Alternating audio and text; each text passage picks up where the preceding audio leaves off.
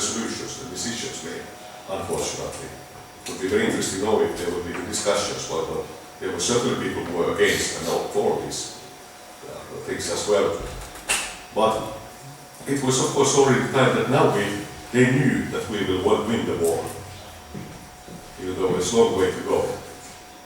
And people of course there was nothing, people were dressed in rags and boots and military uniforms. There's nothing else in the country. You couldn't buy any clothes. There were no clothes at all clothes only. And this was time when they knew that we had to, peace is coming sometimes. These textile factories that are now producing uniforms to the army, even the women, I mean there were 500,000 women in the Soviet army serving, were uniforms. It's that they have to start producing civilian clothes now, and that was a kind of a good opportunity to think that now we have to do something about this thing. And of course it was also a gesture. I can think about that typical gesture that women have suffered so much in the war, and they have been so in the front and home front and so on. Now this is a present to the Soviet women for the heroic achievements and so on. We give them new fashionable clothing is waiting for you. Just wait a bit more than it will come. Now, what is interesting about these fashion houses as well, that this system of Nomenklatura that were open in all big cities, it worked under the Ministry of Light Industry, so it's like the textile industry, maybe clothes industry. But this was not the only system of fashion design in the Soviet Union. There were three parallel organizations which became one after each other, which is very strange again. Why you have three parallel organizations doing exactly the same tasks in a very centralized system, so to say, but there's still very few studies about the Soviet system of administration and how it developed actually, and how it worked and how they established new organizations within ministries and so forth. There was another parallel chain of fashion houses that was under the Ministry of Trade. All the department stores had fashion houses attached to them as well. Boom, I will show you.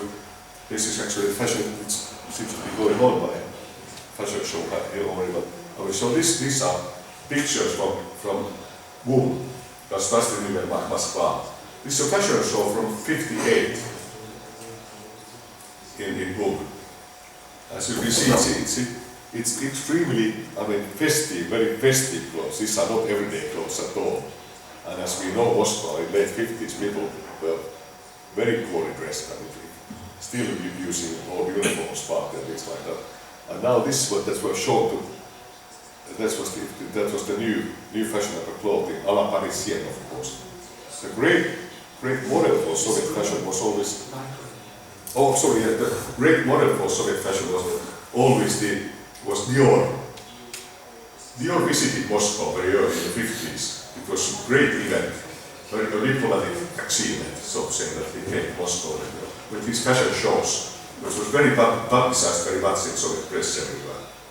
And Dior was always, Dior's sort of rather classical style was appealing to Soviet authorities who were never very avant-garde business people. Their taste was always very petit bourgeoisie actually. The whole Soviet culture consumption was extremely, in these times, it was very petit bourgeoisie. It was not revolutionary like it used to be in the 20s or anything like that. It total turned to something that was totally different. So Dior was the great hero, and now we will compete with Dior. Moscow houses will produce something better than Dior in Paris. Of course, we can do it. And then there was a third system of fashion institutes which was under the ministry. There was this French name of the Ministry of Cultúra, of Everyday Services, which was responsible as the service houses, which were established in the 60s and 70s in all the cities and rayoni and micro-rayoni. They all had these service centers which has the basic service, often also that kind of fashion ateliers attached to it. The barber shops and hairdressers and fashion houses and chemical dry cleaners and things like that. At least they were supposed to have that kind of system. when a new microraya was opened, it was part of, you always had to have a plan, that kind of a service center as well. And they had a kind of a fashion, not always, but often fashion ateliers as well.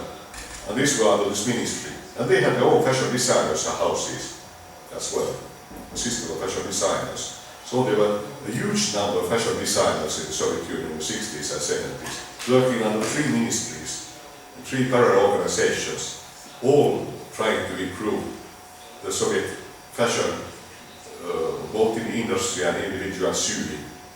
In Pashima, it was called, as you know, sewing from ateliers and your own sewing. And they all published, they all had fashion shows, they published journals, album and so forth. There's a very interesting case, is the, I don't know, unfortunately, I would be very happy to know more about Bielis House of Fashion and its history here. But I did some study in Tallinn, Tallinn's Atelier, which was for some odd reasons very famous in the Soviet Union. It published a famous journal, Silhouette, which has a huge edition. It was published in 400,000 copies, in Russian copies, and a very small Estonian edition, only 10,000 or something like that. And this Silhouette was, well, it was read all over the Soviet Union. People still remember it, that no, it was sold in, you can buy it in Khabarovsk and everywhere. Tallinn's model, so it becomes, and there's of course, Tallinn was kind of an internal West in a sense regarded. It had a reputation of being a kind of West, almost West or half West in the Soviet Union. And Tallinn was of course a very famous tourist place for its old town. It had even cafes, Viennese cafes in Soviet times and things like that, which didn't extend. So it was almost European, and it had this kind of image of Europeanness, which certainly had an impact also that its fashion was sort of regarded as more European or more up-to-date, more fashionable fashion than many other, than Yerevan. I haven't seen the Tbilisi Nomenklatura, unfortunately I haven't seen the journal even, but they probably had a journal, but if one looks at the Yerevan, a journal of fashion designs, that they published also, it only came out in one, not in 2 copies, but they had both the Russian and the Armenian text. It has very national dresses, mostly national style was playing like the traditional Armenian folk dresses, which was very common in the Soviet Union. Otherwise as well, it was recommended to learn from this national dress culture. But Tallinn didn't have that. It was a la mode. It was more like from Europe and so forth. So, and of course they could see Finnish TV as well in Tallinn, so they could follow all the time on our TV news, our advertisements even in Tallinn. So everyone spoke Finnish in Tallinn in the 60s and 50s because they all watched TV there, TV. So we had a kind of cultural mission in Estonia of Finnish culture, of consumption, of commercial consumption, whether it's good or not, that's another thing. Anyway, now of course this is also as we know, the Soviet Union never was famous for its fashionable clothing, but on the contrary, it was for many foreigners who came there, the street fashion looked very dull and grey and uniform and not so many variation and things like that over the 60s and 70s and so forth and so on. But there were lots of fashion designers, lots of fashion, and they did, of course, because they also started touring around the world with their fashion shows. And some of these became rather famous and well known and well received. And there were even some plans to start producing Soviet fashion in the States. There was an industrial textile factory in the States that bought some models from some fashion houses. But somehow it was not approved, the deal was not approved by the authorities in the Soviet Union, so they never started producing them. I don't know why. It was probably something suspicious. But anyway, what I think is most interesting here is, in a sense, is again that fashion was something that was total anomaly in the Soviet planned economy. Every good economist, every good Marxist knew, or not only Marxist economists, but others, I think ideologists knew that fashion doesn't belong to socialism. There's no place for fashion in socialism, market economy, in planned economy. why should anyone needs fashion? It's a total waste of everything, resources and things like that. It only means that your totally useful trousers are not many, you can't use your good trousers because they just happen to be too broad or too narrow, because they are not fashionable anymore. And there's no sense in that, of course, for planned economy. And everyone knew it's only good for the profits, for capitalists need fashion, because they can sell more things, useless things to people when they have to buy new fashion every season. Because the color of a sweater is not any more fashionable, I have to buy a new one. But in Soviet, of course, we shouldn't have anything like that fashion. It's irrational. Why should anyone want that? And it was still in the 1970s. In 1970, there was a very important book came out, which was called Moda za i protiv, Fashion for and against, where leading experts, fashion experts, economists, philosophers, famous philosophers and historians of art wrote about fashion. And it was very divided line. There were still many who said that we don't need fashion, we have to get rid of fashion. It's useless, we don't need it. It doesn't belong to us. Whereas others were thinking, okay, no one was enthusiastic, but the others who were for fashion, they somehow said that it seems to be that if we don't organize it, if the state doesn't organize it, if we don't take it into account, it will lead to that people will do it themselves. And women, for some reason, women need fashion, and we have to satisfy somehow this irrational need of women, female need for fashion.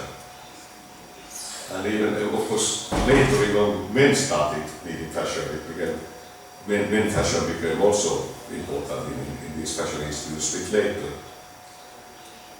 But the practical solution to this dilemma, it was never solved, they never could solve it really. It was discussed all through the Soviet times until the end from early times. And if we need fashion, what would it be like? It can't be like bourgeois fashion, of course. We can't have it the same way. It must be something different than bourgeois fashion. And what does it mean? Well, the kind of middle line that was finally drawn, not very finally, but earlier in many searches did that kind of experts. There was one thing important. There was I've never found any official party declarations about fashion. The Communist Party never said anything about fashion. There was no official stance in that sense. It was left to the experts, of all kinds of experts, to discuss and decide. Fashion designers, experts, art historians, economists and things like that. They discussed it all in press and in seminars, meetings everywhere. Like this. Fashion houses met, they had meetings where they discussed this as well and so forth. But the solution was kind of a moderate fashion, slow down fashion. That we have to have. We don't actually, fashion is not actually very good, but for some reason we need it. But it should be kind of moderate. Changing slowly, not so often as Western fashion. It shouldn't be exaggerated, it should be go to the extremes, it should be always more in the middle. A very kind of moderate type of fashion, which of course fit better into the planned economy. It was easy to cope with that kind of a slowly moving fashion, which didn't have abrupt changes and stylistic or other changes in that sense. So that was the idea, that was kind of approved the general opinion that okay, let's have fashion, but let's make it moderate and slow. And of course it was always very decent, I mean there was no problem in it ever. And this is also the explanation why the we know the famous Stiljagi question about the Stiljagis or the originally, so to say, sometimes probably there was something like a youth in the Moscow streets and in some other cities in the late 40s and 50s which were dressed in kind of in a sense Western style with narrow trousers and long shoes and things like that. But Stiljagis became in the Soviet discussions of fashion and in press, they were internally the other, the ones who were bad taste. They were always called Stiljagis, even though there were no Stiljagis anymore for a long time, but they were always called Stiljagis. That those who didn't know the right measures, who exaggerated things, who were doing more.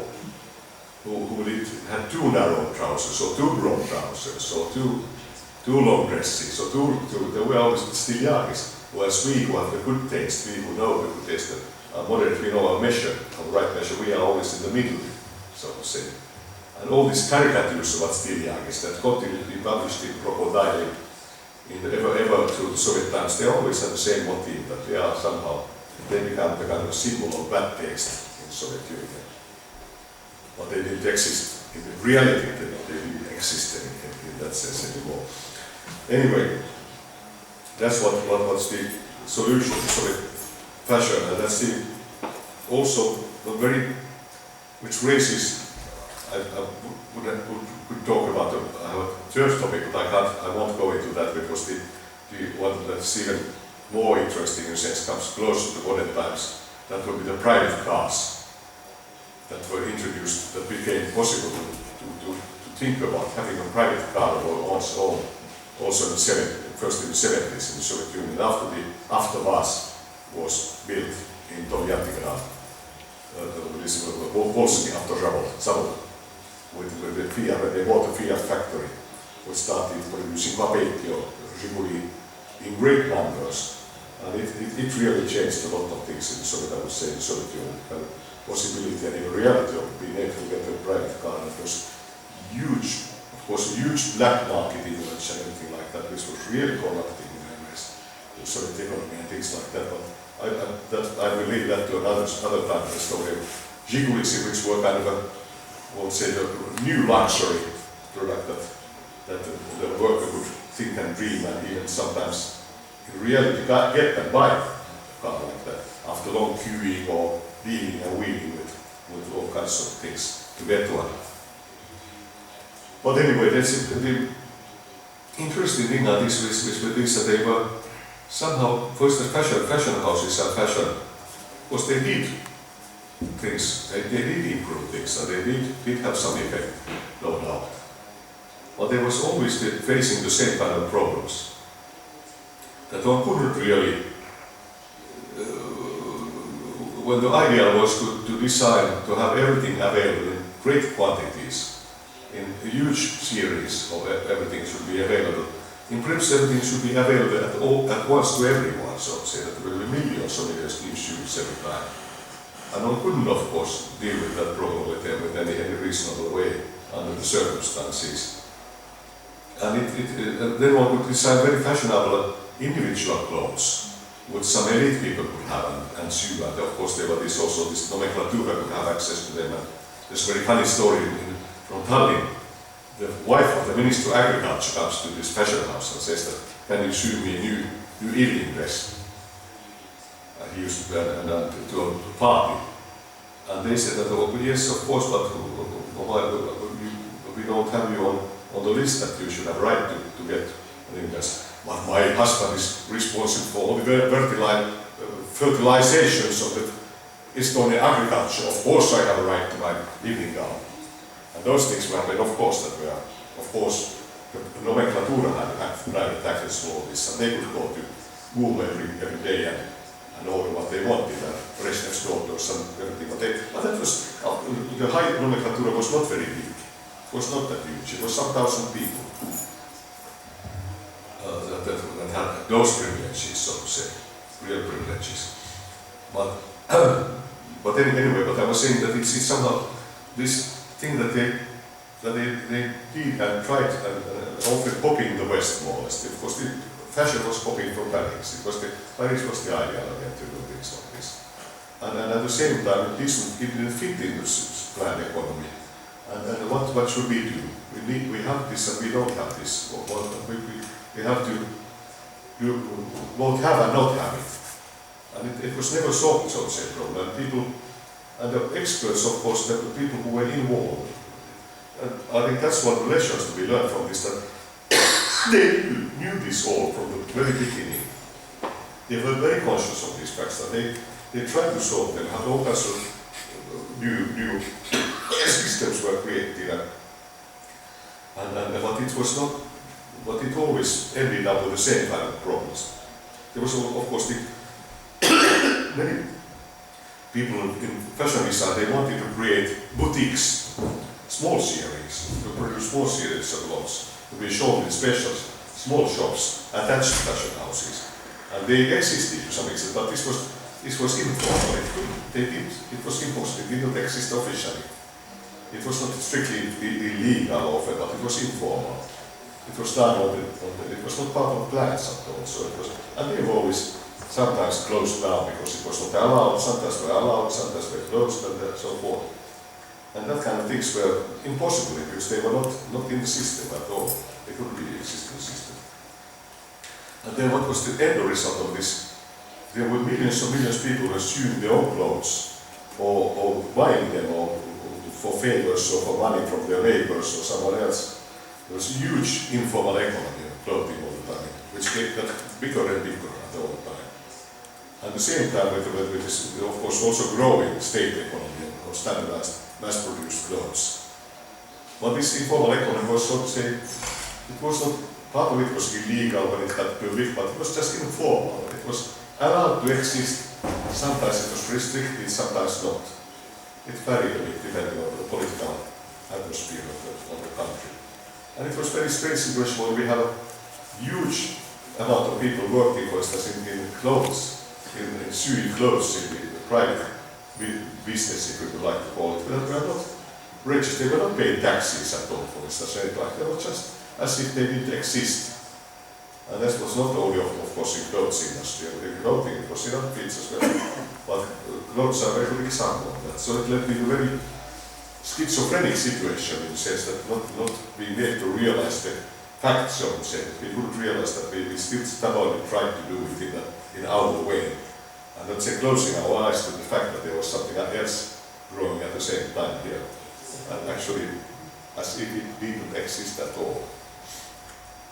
And we know that in the Brezhnev's times, which we could call the time of the Zastoria, when in English, when nothing happened, so to say. There were some historians call it even a kind of the Brezhnev's stagnation. Stagnation or standing still or something. That some historians even call it nowadays that this is something that it was kind of implicit deal with the authorities and people that they will allow a lot of that kind of informal things to be going on. And only when they get too big, when it becomes business-like, there were of course even big illegal factories producing things, but they were punished and caught with showcasing of trials and things like that. But all these millions of people who were part of not only fashion but also in providing spare parts to cars, for instance, servicing cars, which was mostly done by private persons. There was no system of service that would not be functioning properly at all, with millions of cars, for instance. So it was so to say, let it go, and it was an integral part of the system, so that after all it worked. It made it more fluent and more flexible, let that be, but at the same time it was non-existent, officially non-existent at all. And I think that's one of the, as we know, there were several perestroikas in the Soviet Union. The last one was not the only one. There were several attempts to reform the system, quite radically. Already in the middle of the 30s, Stalin's first, I would call it the first perestroika, or Stalin's perestroika in the middle of the 30s. Then there were Vasiliv's and Rushev's and perestroikas and so forth, all of economic reforms, which all were stopped after a while, more or less. There were very good attempts to do it, but then they were stopped and returned back to what went on earlier. So actually the last perestroika was just the last perestroika that went a bit too far, or when, for some reason, I think the Soviet experts and finally gave up and said, we don't know what to do anymore, let it go. Thank you very much for your attention.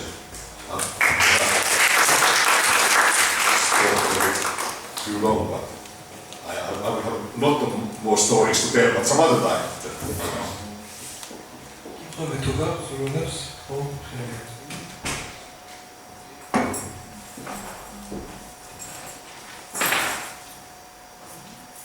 Hello,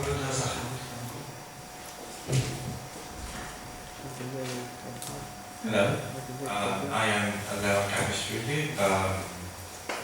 Thank you very much for the excellent presentation.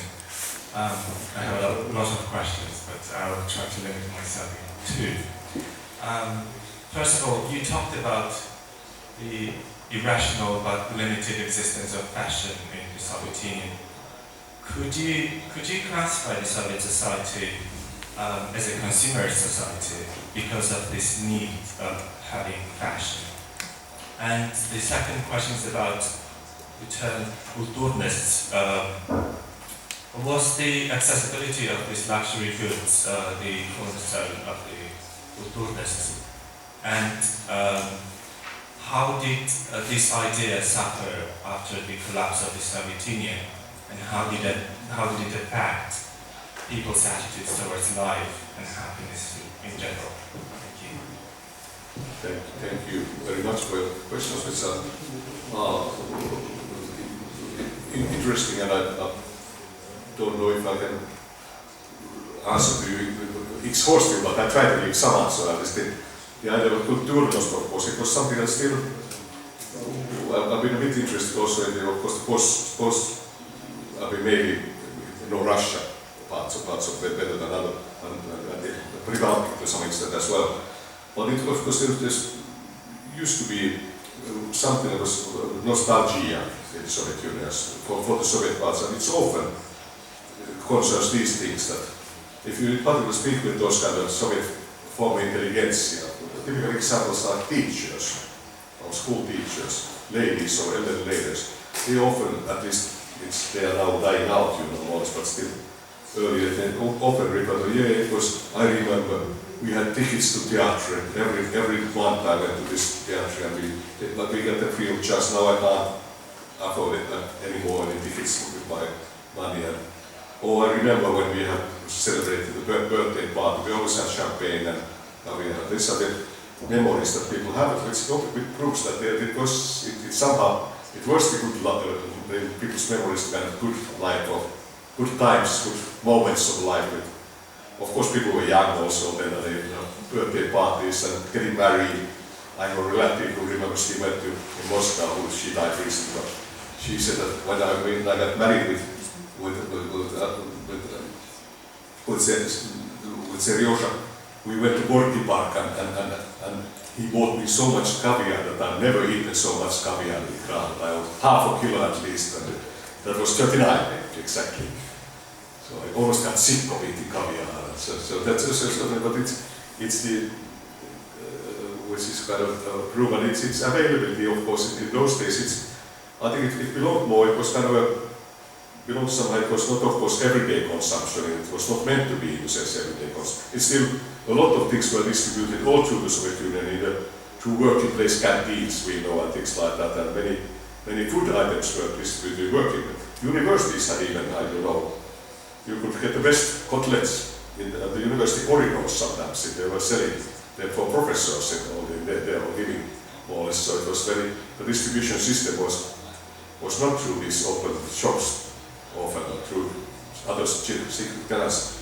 But certainly in the kind of, and the government was very keen on, of course, that when the New Year came, then it was very important there was caviar in Moscow, and there was champagne in Moscow, so it was something that you at least tried to provide to what extent it was available and where in smaller towns, and I don't know, it would be occasionally certain, and sometimes New Year's sometimes might be, but there were huge differences between areas. Regions were huge, of course. It was very high. A nomenklatura of cities, so to say, that Moscow was number one, then the second big cities, and third and fourth and fifth and sixth and tenth never got this, more or less, smaller. But that's the, what was the first question again? Consumerism. Consumerism, yeah, that's of course whether we could speak about that Soviet consumerism. In the sense, I would say that a bit paradoxically, in a sense, the Soviet Union developed a very kind of what we call a hunger for goods, so to say, that people were very keen, it was very important, they were very occupied, not everyone of course, but many people were very occupied of consumption, so to say, of getting certain items. It was very restrictive because they were often because the assortment was not very wide often. We of course know it best from these Western goods that came for jeans and so forth, that people would use a lot of money to get jeans. By the way, the Soviet Union first started producing jeans on its own already in the 70s and